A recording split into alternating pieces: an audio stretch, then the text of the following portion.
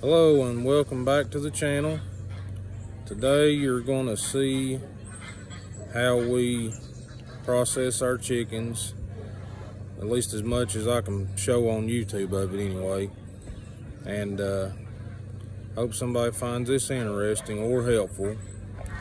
We raise Cornish cross meat birds. We have raised other types in the past, but the Cornish cross bulks up more meat faster than any other breed that we've tried, and does so with less feed, so more cost effective in our opinion. But you will see that we are butchering 6-week-old Cornish cross. Now you can let them grow out to 8 and maybe even up to 10 weeks old, but the longer you let them grow, the more chance there is that they'll have heart problems and leg problems and things, and you may have some to die. So we always try to do 6 to 7 weeks, as long as they're big enough by then, and usually they are big enough by then to satisfy us. So and also something else that people might want to know about the Cornish cross if they're going to try to raise them is once you get them, you feed them full time, just like any other chicken, for the first week. But after the first week, you have to pull their feed after 12 hours. You can't give them feed all the time. If you do that, then you'll end up with a bunch of dead birds. Just trust me, I know from experience. You'll end up just having them drop one here, one there, and it'll be because they're growing too fast and their hearts are growing too big. Their hearts literally basically explode on them, and their legs won't keep up with the rest of their body, so they have leg problems, and some of them end up not being able to walk. So you have to feed them after you have them a week for 12 hours on and 12 hours off, and that solves that problem.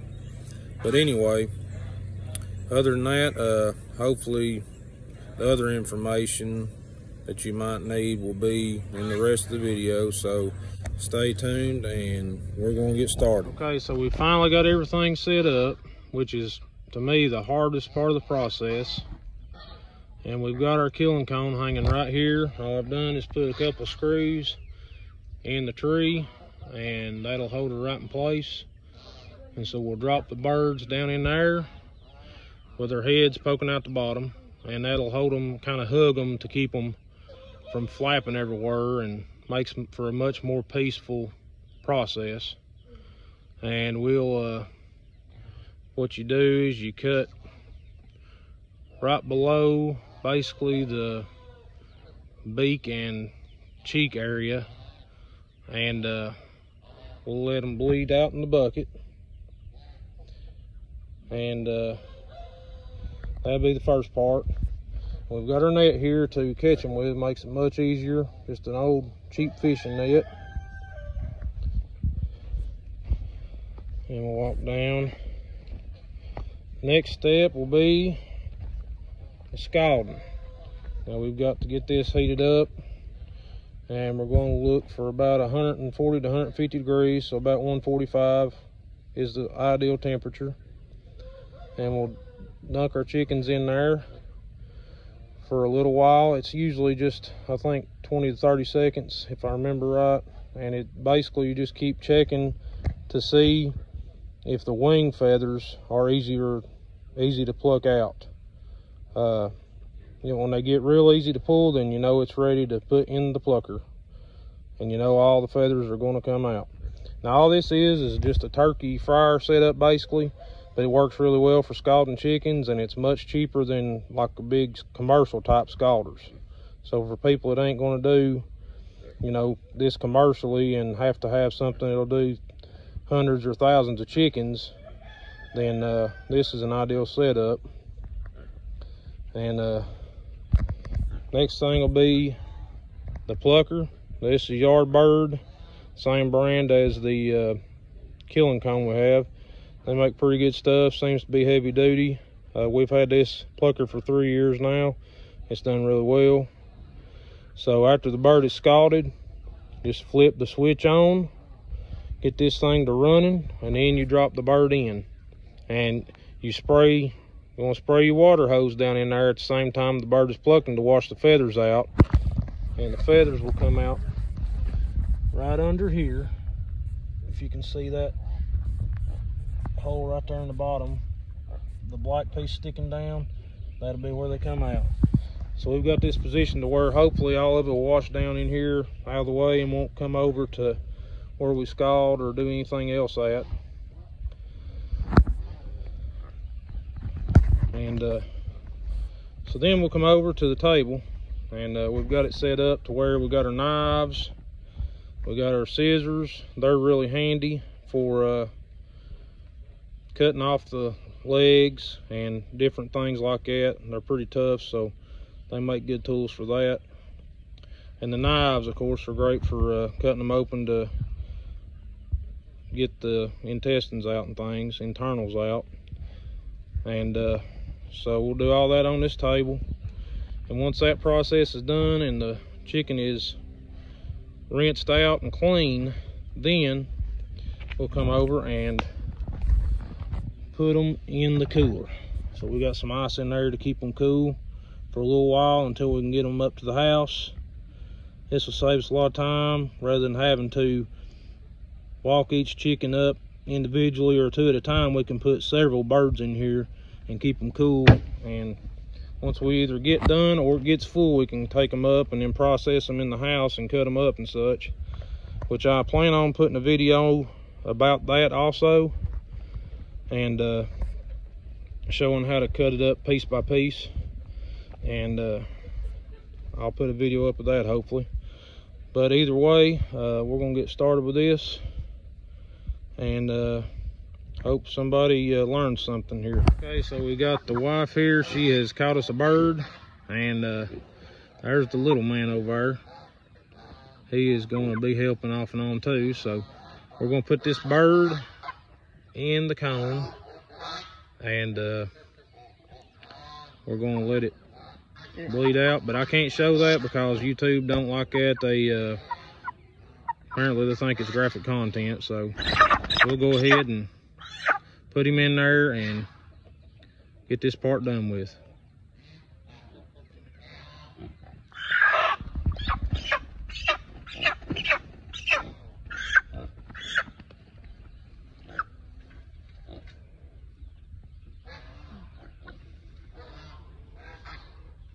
All right, now what we'll do, can you show them where we're gonna cut at? Pretty close. Right in there where her thumb went is exactly where you wanna use your knife. There's an artery there and it will bleed out very quick, and it's keep the bird from suffering. So we'll do this part and we'll let y'all join back in here in a little while. Okay, we got our bird bled out. Now we're gonna scald it, and we're about 140 on our temp, so we're gonna go ahead and start. And all you do is just kind of slosh it around like she's doing. Give it some time there to work into the skin, because that hot water is going to open up the pores and let the feathers release a lot easier. So as a test, she can go ahead and pull the wing feathers, and they're not coming out easily, so we need to do a little more.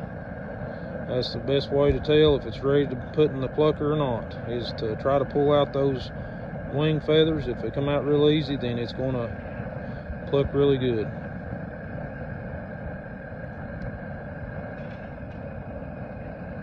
Just swish it around side to side, up and down. Work that hot water down in there.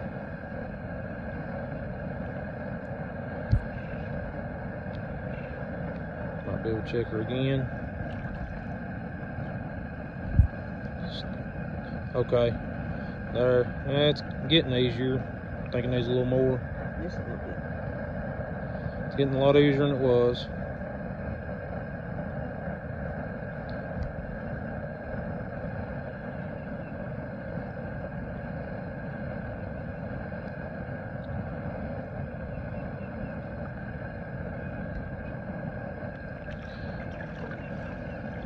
Oh yeah, bunches of it come out. All right, do this side over here. Yep. Oh yeah, okay, so that is all the scalding process. Okay, so now we're over at the plucker and we are going to flip it on. And the switch is down here. Alright, and you gotta flip it on before you drop it in. Alright, drop it in. And it will go around and around. You will rinse the feathers down as she runs the plucker. And look how clean that bird is now. Oh yeah. Oh yeah. What do you think it's good? Good? Alright, it's good, so we'll turn it off. And here we go. Good clean bird. And if you've ever plucked chickens by hand, you'll know how much one of these pluckers is worth having, because much faster process. Plucking is a long process. Okay, and here we have our end product. Nice clean bird. I averaged it out last year, and it cost about $7 a piece to raise these birds. That's including the feed and buying the chicks to begin with. Now these guys are a little over 6 weeks old. You can let them grow a little longer if you like, but these are plenty big enough for us to be satisfied with, so we're real happy with them. And we'll just take this bird and put it in the cooler. All right, and we have got the bird in the cooler, and we'll let it sit on ice and chill for a while we're out here doing the rest of them, and then we'll take them inside. All right, so we ended up 28 birds today, which is really good. Be a good bit of meat for us, and we'll have it in the freezer before long. But for now, they're actually in the refrigerator, and that's going to be for probably about 4 days. We'll leave them in there, and that'll be the rest of the meat to where it's not tough. If you kill them and put them straight to the freezer, you will end up with tough birds, because the rigor mortis is still in the meat, and you got to let that work out of them. So you leave them in the refrigerator long enough to let that come out, and that'll get it tendered up, and then you can put it right in the freezer, and you'll have good tender birds. Now, anybody that's raised their own chickens knows it's much better, much better tasting, in my opinion, much better flavor than store-bought. The bigger birds, which were the roosters, they probably going to end up cut up into pieces. We'll do thighs and drumsticks and breast and stuff out of them. And the smaller birds, which were the hens, they will probably end up just being left as whole birds for chicken and dumplings, and maybe put one on the pellet smoker and roast it, something like that. So different purposes for different sizes. We saved the liver for us because we like to eat the chicken livers, but the feet we actually saved to make dog treats out of. And maybe I'll make a video on how to make dog treats out of chicken feet, so we'll see how that goes. But anyway, so the rest of the innards, believe it or not, get fed to the pigs because they love them, and that's one of the things that makes the pigs a very handy animal to have around, is because they will just about eat anything you give them, and most things will not hurt them at all. So anyway, we'll do a video on the pigs too eventually, and I hope somebody found this information today useful and entertaining, and I really appreciate y'all watching, and feel free to like and subscribe if you like what we're doing, and I'll see you next time, and God bless y'all.